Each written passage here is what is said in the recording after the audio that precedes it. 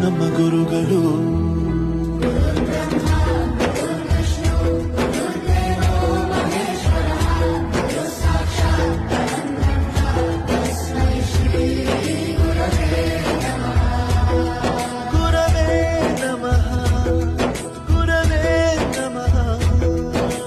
ಬಳಪ ಹಿಡಿದ ಭಗವಂತ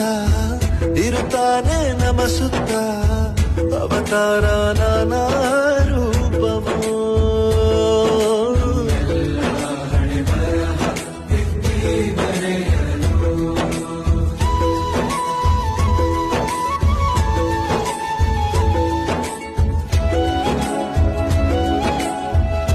ನಮ್ಮ ಗುರುಗಳು